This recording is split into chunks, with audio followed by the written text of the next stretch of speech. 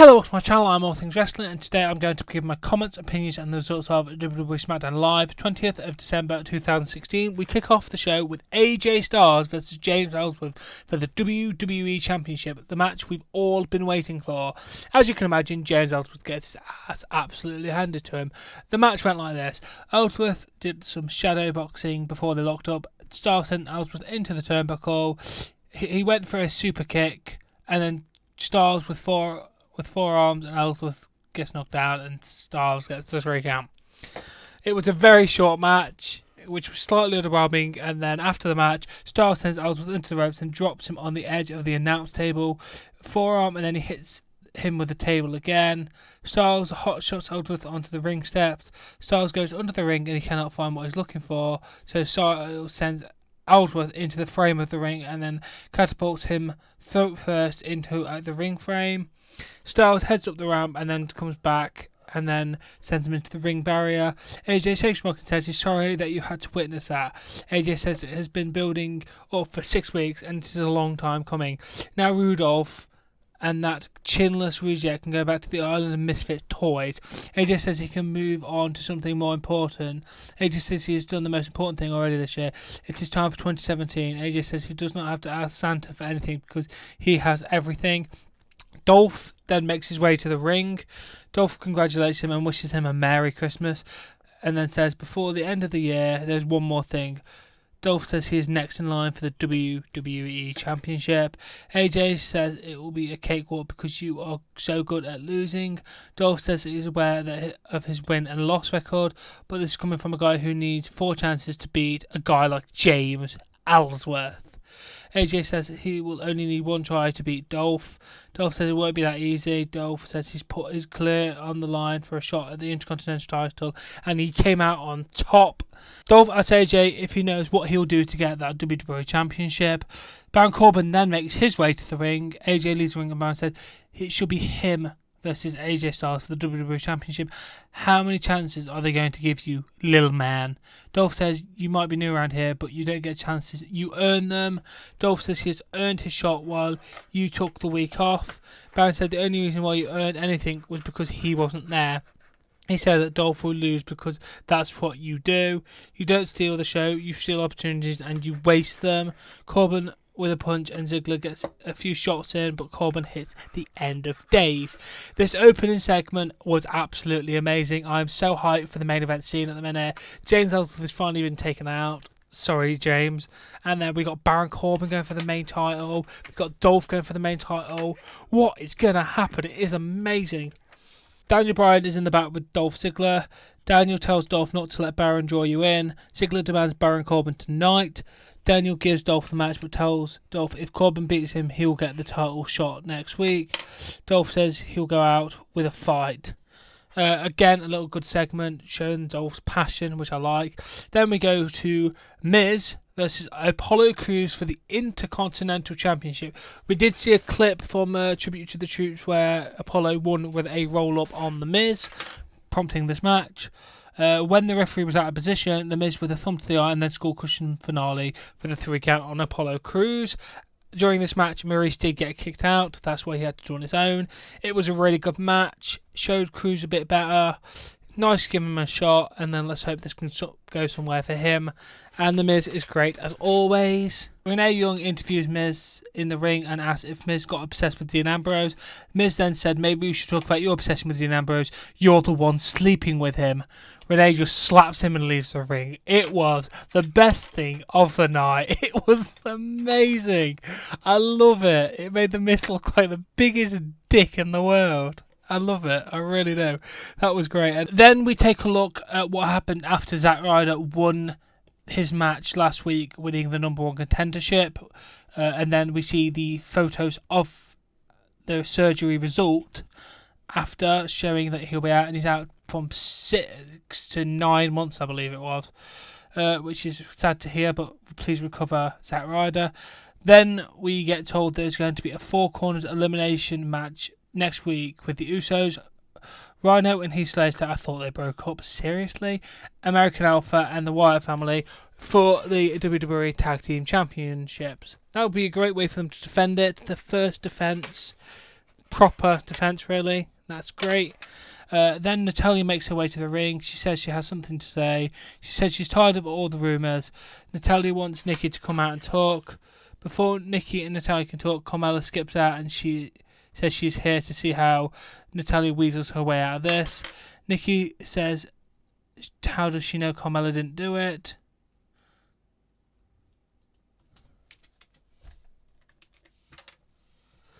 Nikki said, how does she know Carmella didn't do it? Carmella said she would brag about it. She said that your boyfriend can solve your problems. You can stop thinking about the SNL after party and realise how you did it. She asked Nikki if the silicone has seeped into her brain. Carmella asked Natalya if she told her that someone needed to teach Nikki a lesson. What about the time she talked about Nikki taking the spotlight? What about the time you said the Ballas are in the WWE because no one cared about them outside the WWE?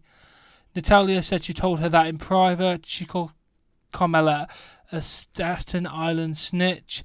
Nikki asked Natalya if she attacked her. Natalya goes after Carmella and Carmella gets sent into the Christmas tree decorations and then runs to the back. Natalya says she did it and she calls Nikki a bitch.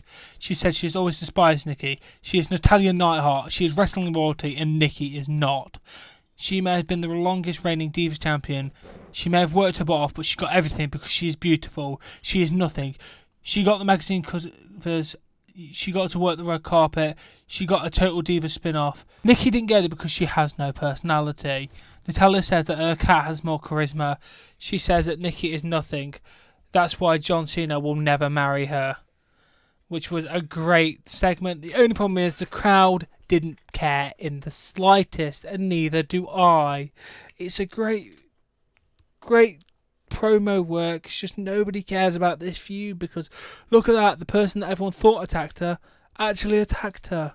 Seriously, couldn't it have been Mickie James or anybody else? I mean, I don't care, just somebody that wasn't Natalya to make me interested.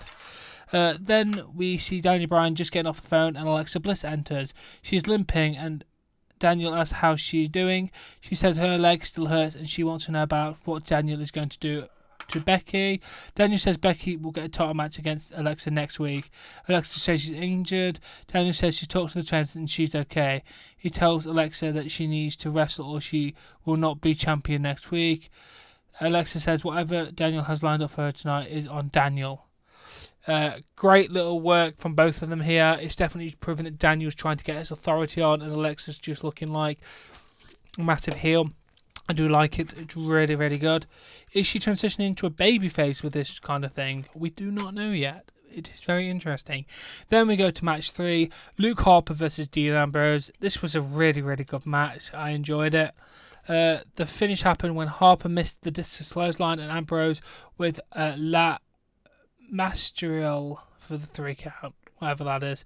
After the match, Wyatt and Orton attack Ambrose. Wyatt with a boot to the head. Wyatt sets up for Sister Abigail and then passes Ambrose to Orton for the RKO. It's a lovely, lovely finish, I think they're doing.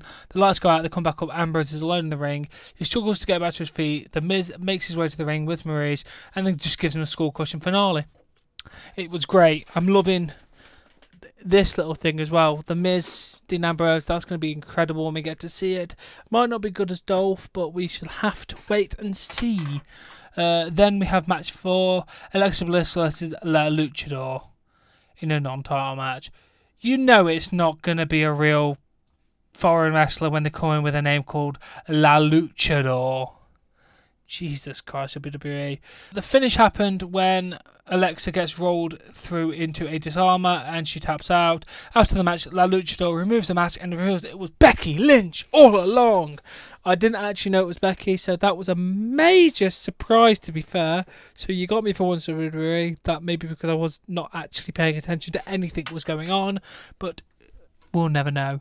Then we go to the back, and Ryan Phillippe is walking in the back, and he said he's looking for Randy Orton. We see Mojo Rawley, and he says Randy is a different dude nowadays. Kurt Hawkins then shows up and says that Ryan was in a funky bunch. Ryan corrects Kurt about something, I don't really know. Kurt says Mojo, if he can take a joke now, he won't be tag champs because of Zack Ryder's injury. Mojo says they will meet in the ring tonight. Kurt says he'll beat Mojo tonight with cruel intentions. Okay, that segment was just kind of, not really that bothered. Then we go to their match. Ryan Phillippe is on the commentary team. Rollins with a running forearm for the 3 count. After the match, Ryan Phillippe comes into the ring and celebrates with him. Same old, not really got much to say about that. We see James Ellsworth coming out of a room all bandaged up and advised to go to a medical facility. Then the shit SmackDown reporter comes out and asks, how does he feel? What hurts the most? How was your match with AJ? Are you still friends with Dean? How does it feel to be dismantled in your title match?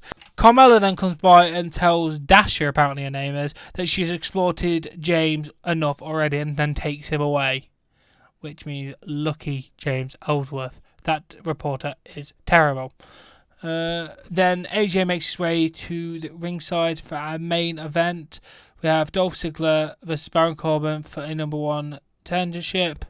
The match was really, really good, as you would expect. Baron Corbin's got a lot better over the last few weeks. So actually quite high hopes for this kid at the minute. We see Corbin send Ziggler into Styles at the announce table.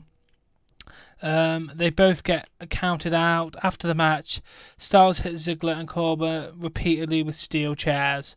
Bryan then comes out and he tells Dolph that he has earned everyone's respect. Baron, you want to prove you belong at the top. AJ wants to prove he is the best. Next week, it will be AJ Styles versus Dolph Ziggler versus Baron Corbin in a triple threat championship match. Massive news. We have set up a few matches for next week, which looks like it's going to be an amazing last SmackDown of the year show. I cannot wait. This show was really good, to be fair. A shame that the Natalya Nikki feud looks like it's going nowhere, as in a fan point of view. But what are you going to do? It was great anyway. I hope you enjoyed this video, and I'll catch you later.